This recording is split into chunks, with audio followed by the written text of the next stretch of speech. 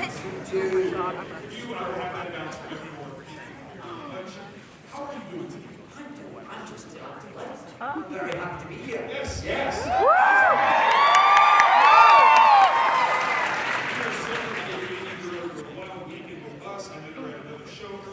We're capping it off the best place possible, Cleveland, Ohio. I was only going to do this weekend if I could finish in Cleveland, Ohio. That's what Don't tell Kansas City. it's not that we're filming it in Sydney to them right now, but we are. No, I think we kind of have to jump right into the beginning of all this. I think for Geek Spaces, origin stories are everything. Okay. So I gotta know, your origin story as an actor, you were like, what, 3 years old? It kind of got like this inclination that you wanted to act. Yeah, I know. What were you watching that gave you that feeling? What do you think I was watching? Who knows the answer to that? Well, it's a very ridiculous story and it doesn't really make sense. But I was 3 years old and I watched John Pertwee turn into Tom Baker. Yes. I was so kind of entranced by this. And I was 3 years old. I mean, I have to be 3 years old because I could work out when it was on TV. Right. And even if there was a repeat, there might have been a repeat, like, because Doctor Who used to do, before the next season started, used to repeat some of the season before. So, but even then, I didn't think I was even 4. Wow. And now, having had children of that age, that feels very unlikely. It sounds very, I don't know, Time Lordish. It just kind of makes sense. Sure, it's very timey-wimey. But yeah, I was really, and that's certainly when the first, obviously the idea matured, but I remember having a conversation going, that's cool, what is it? And my parents explaining that actors pretended and told the stories. Right. And in that moment going, well, I'll do that then. It just felt very straightforward and very obvious to me. And then as I grew up, the idea kind of grew up with me. And here I am, 50 years later. I think you're absolutely lucky in the fact that that's kind of the way this has gone. In the midst of that growth, though, you kind of found yourself in different places, stage, TV, film. What was it like to bring kind of that theatricality to your resume? Like to kind of figure out how to be an actor? What was that? You don't really have a sort of master. Well, I didn't have a sort of master plan. I just I got myself to drama school. Right. I didn't know actors, I didn't know what else you did, so I just assumed you went to drama school because I'd heard that you could do that. There was one in Glasgow, which wasn't far from my house, so I did that. I came out, I got spat out the other end of it. And the first job I got was in theatre. I was touring around Scotland in a van doing a Bertolt Brecht play. And I thought, say that one more time. A Bertolt Brecht play? The throat is so I couldn't do it. German and Scottish have we have a lot of similar sounds formed with saliva. So by chance really, I just want to get a job. I mean, but you did so well within that I think it's kind of serendipitous that you end up here, because it's one thing to say I want to be an actor. It's another thing to kind of get into the motions of doing so. Yeah. When you get to the nitty-gritty, the work of it, being an actor is absolutely who you are. And I think that's kind of something that we see in all of your performances. Am I right? Thank you. I mean, I like doing it. So, and I've been very, because especially if you don't know actors growing up, right, everyone just goes, oh, you can't do that. That's not a real job. And then, of course, statistically, you're very unlikely to be able to make a living out of it because there are too many of us and we're all chasing too few jobs, and that's so you just think, I just want to make a living. I want to be able to not prove everyone wrong. I want to be able to do that. Of course. So I don't have to go and do something else. But also prove them wrong. Yeah. Maybe.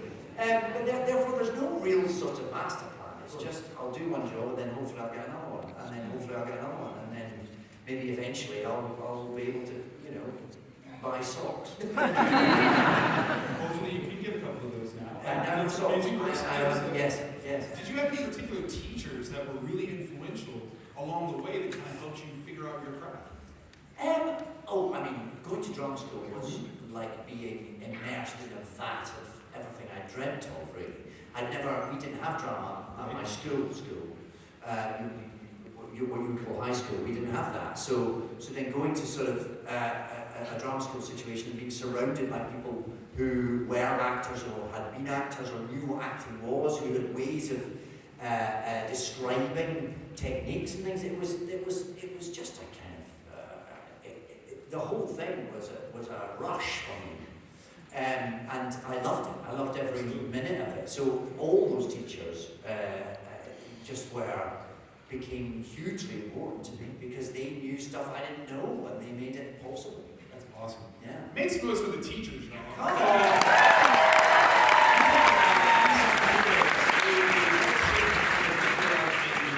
They're wonderful. Now, this is kind of a cultural thing.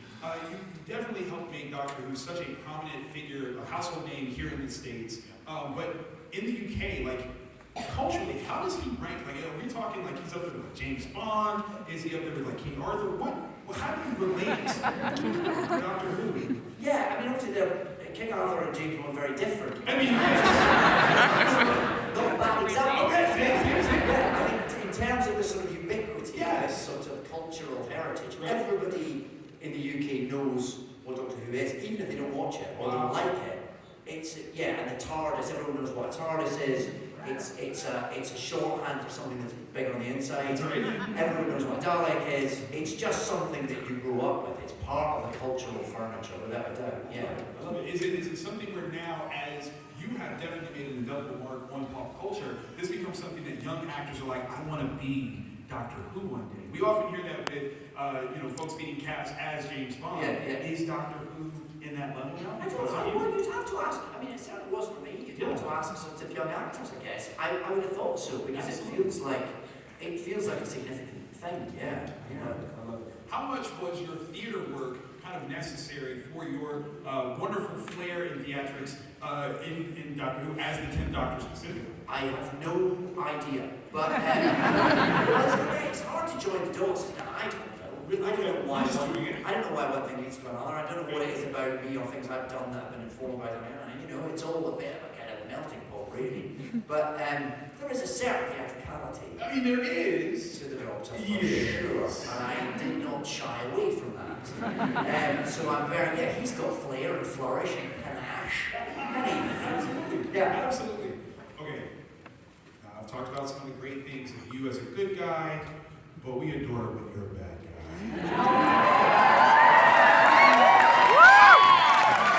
Times in film and television, you've been a bit of a baddie, and is there a little dark David that gets to come out and play with you? Well, it's very. Look. There's definitely something about exercising, or even exorcising, the parts of you that lay dormant. Is in a safe environment. Yes. Which is kind of a little bit tantalizing. You do things that you would never do. And that you abhor. Right. But you get to go, it would feel like this to do this.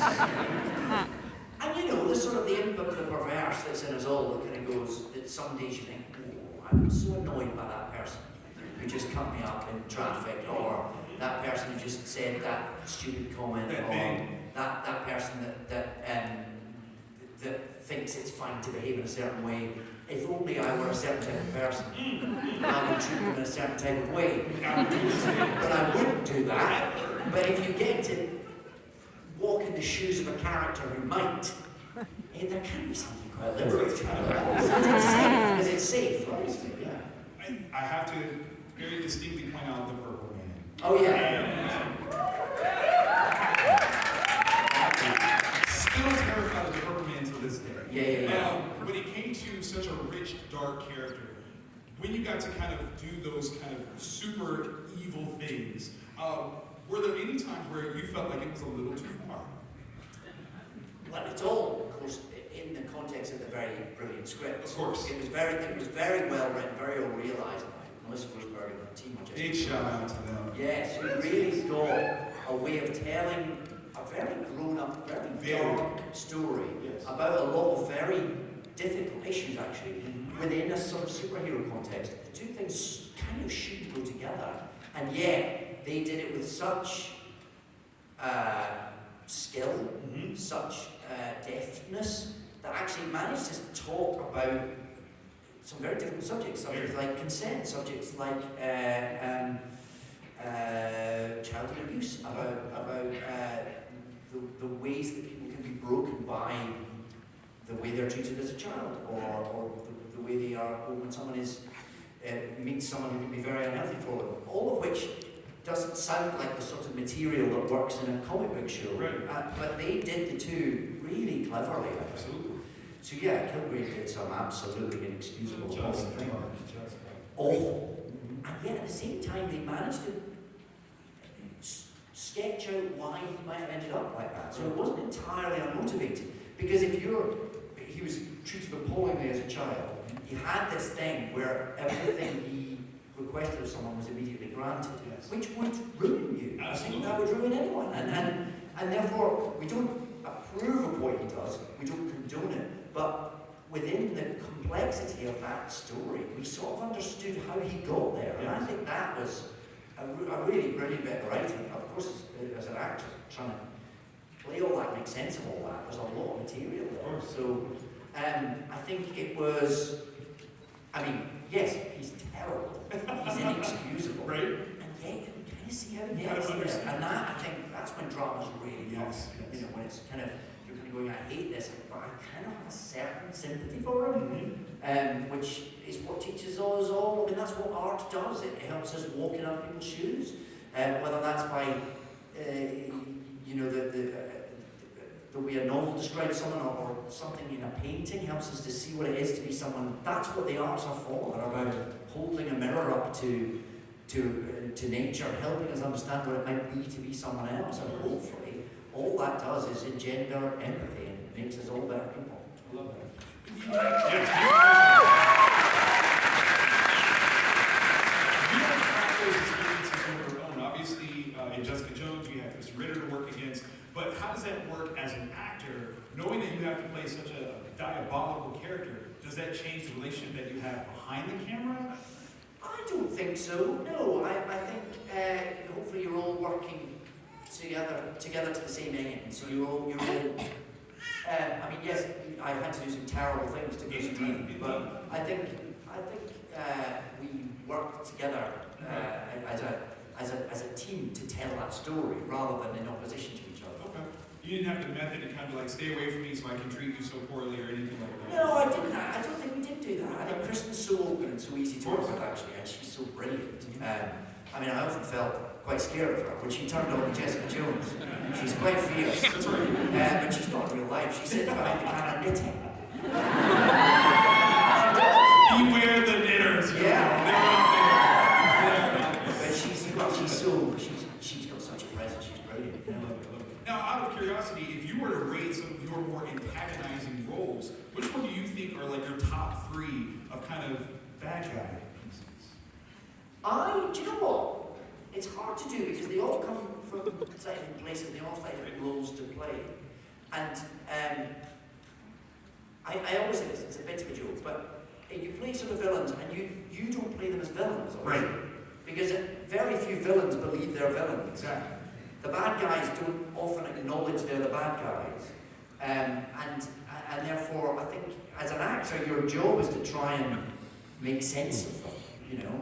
Even people who do the most awful things, you're trying to, again, not approve or condone, but sort of join the dots. How does a normal human being end up being a human being who does terrible things to their fellow human beings? And that's the job of it. So I don't think it would feel somehow wrong, because what are you ranking? The sort of the most terrible thing they've done, but then why did they do it? And, you know, you start getting, you have a certain, again, I don't want to necessarily anything.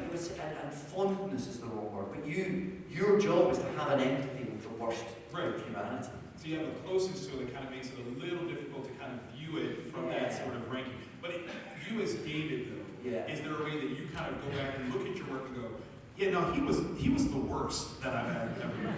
Well, again, I sort of don't want to minimize it because it's different if you... I've also played some real life people who've done terrible things. And that, again, you don't want... Then you're dealing with the sensitivities of the people whose lives they affected as well.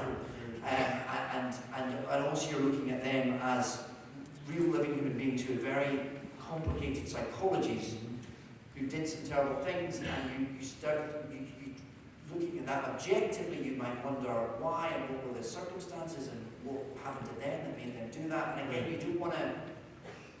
It feels wrong to kind of be too...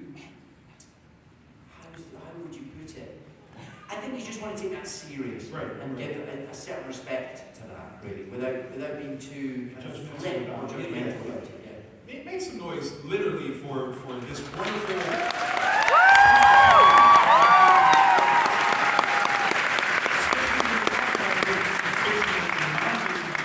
Obviously, there are people that are truly impacted, so I love that as an actor, you do take that into consideration and sincerity. To really kind of dig into something even more like serious, who do you think is the more famous Scotsman, you or Scrooge McDuck?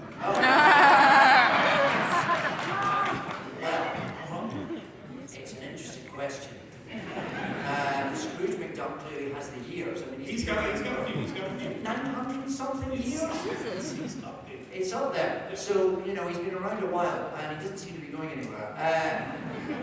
But then he doesn't live a particularly public life. He does not. So he could have been dead a long time ago. We wouldn't know. We wouldn't know, actually.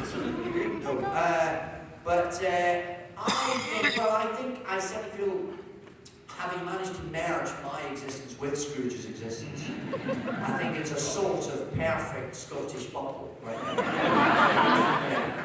Were you doing the voice work of Scrooge on DuckTales? What was that like in terms of bringing this character that has such a rich history to life and making your spin on it something unique? Oh, it's great because it's such a brilliant character. Absolutely. Yeah, and to any of those sort of Disney legacy characters, they mean a lot. Yes, indeed. And to get to sort of carry that mantle for a while, you think, yeah, come on, I'm Scrooge McDuck. Yeah,